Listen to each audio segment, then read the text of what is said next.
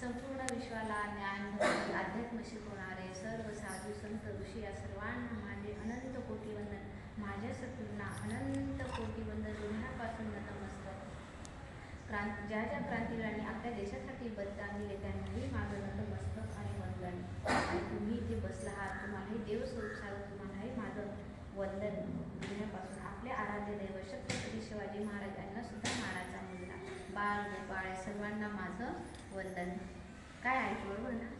तो असं बघतोय माझ्याकडे. आलं का? छान. आज मागच्या रविवार तुमचा बाकीच्यांचा राहिला वाटतं हरिपाठाचा ना, इकडच्या तुम्ही हरिपाठ मागच्या रविवारी कुठे हरिपाठ झाला आपला? नाही, आपला झाला पण बाकीचे राहिलेच नाही इकडे. आपला झाला पण बाकीच्यांचा राहिला ना.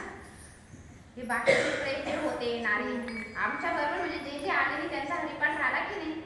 त्यांचा राहिला हरिपाठ. आलं का लक्षात? पण चांगली गोष्ट आहे, जे राहिले असेल त्यांनी घरी केला असेल ना. नक्की केला होता बरं. कोणी रविवारी हरिपाठ केला जे घरी होते ते?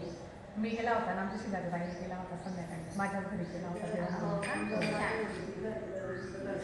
हो ना, छान छान. आलं का लक्षात? तू का नाही येत? मी आले होते पण मला माहित नव्हतं.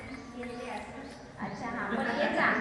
हजेरी बुडवायची, राहायचं. हा. आणि आम्ही पण पहिल्यांदाच रविवारी गेलो. याच्या पुढे असं होणार नाही. म्हणजे रविवार आपला फिक्स ठेवणार. आलं का लक्षात? पण एखाद्या वेळेला कसं सर्वांना धरून चालावं लागतंय ना, की त्यांची मुलांची शाळा म्हणा, त्यांचं म्हणजे त्यांच्या सगळ्या गोष्टी बघून चालावं लागतं. पण आम्ही छान आळंदीला गेलो, देहूला गेलो, ज्ञानेश्वर माऊलींचं समाधीचं छान दर्शन घेतलं, तुकाराम महाराजांचं दर्शन घेतलं. का बरं आपण म्हणजे तीर्थयात्रेला का गेलं पाहिजे आणि तीर्थयात्रा कशी झाली पाहिजे? म्हणजे आपण देवाच्या नावात कुठली पण तीर्थयात्रेला जा, आपण तीर्थयात्रेला जातोय आणि सोबत आम्ही आता गाडी केली आणि आम्ही गाडी केली आणि आम्ही आमच्या घराच्या गप्पा मारतोय, तर चालेल का? म्हणजे दोघी एका सीटावर दोन दोन जणी, बरोबर ना? मी तर सर्व ती पूर्ण परंपरेचं ती सांगत असते. माझी सासूपासून जाऊ कशी करते बघा ना इथून. पण मला सांगा, जे जे आपल्या बरोबर आले ते त्यांनी असं काही गप्पा केल्या का आपण? नाही. तुम्हाला सांगते, आम्ही सकाळी 5ला हरिपाठ केला, म्हणजे गाडीमध्येच हरिपाठ करत गेलो. नंतर पूर्ण आपला जसा यज्ञ होता तसा पूर्ण घेतला. मस्तपैकी गाणे म्हटले. त्या यांचा काय टेप होता त्याच्यावर पण गाणे लावले. त्या बाबाला वाटतं ह्याच्यात मी पुन्हा हरिपाठ लावला. म्हणजे बंद करा बाबा. म्हणजे त्याने म्हणजे तोही आम्ही हरिपाठ ऐकला, पण पुन्हा त्याला म्हणजे देवाची गाणी म्हणा, म्हणजे देवाचं स्मरण करत गेलो. बघा, पावलं पावली जेव्हा तुम्ही तीर्थयात्रा देवाचं स्मरण करून करतात तर ते आपलं देवाला पावतं तीर्थयात्रा. नाही तर मग तीर्थयात्रा करीतो वर्षानुवर्ष, परितयांना होत नाही देवाचा स्पर्श. म्हणजे तीर्थयात्रा करायची, आपण देवाचा स्पर्शच झाला नाही तर मग काय अर्थ आहे का?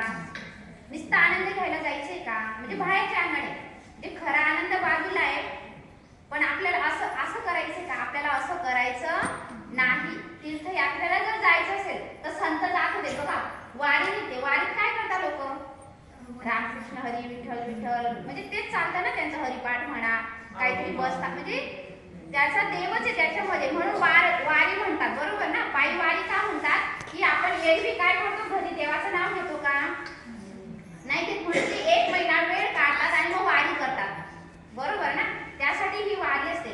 मग आपण कुठेही देवाला गेलो ना तर आपली वारी झाली पाहिजे, म्हणजे प्रत्येक वेळेला आपलं स्मरण झालं पाहिजे.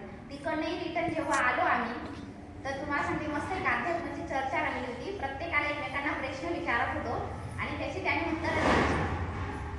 मस्त म्हणजे उत्तरं द्यायची आणि छान सगळ्यांनी छान छान अशी उत्तरं दिली. खूप आनंद घेतला. म्हणजे ब्रह्मचर्चाच केली थोडक्यात. म्हणजे बघा, जेव्हा आध्यात्मिक लोक किंवा जे सर्व आत्मज्ञानी असतात, परी शांत बस, याला घ्या देवी तुमच्याकडे. आलं का लक्षात? की तेव्हा काय होतं, आपण एकमेकांना जेव्हा आता आपल्याला उत्तरं सुद्धा तेच मिळतात. म्हणजे आपल्याला म्हणजे एक अभ्यास होतो, एक रिव्हिजन होतं आपलं वालं. असो, आपल्याला आज विषय घ्यायचा आहे नवविधा भक्ती.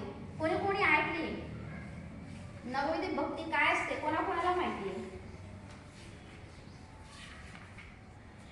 ज्ञानेश्वरीमध्ये सांगितलं तर आता ते स्मरण नाही, पण असं तुम्ही पण इतरांनी कोणी नवविधा भक्ती तर ऐकलं असेल, नाव ऐकलं असेल ना, नवविधा भक्ती. पण कोणी अशी ऐकली म्हणजे कोणी कीर्तन मध्ये म्हणा नवविधा भक्ती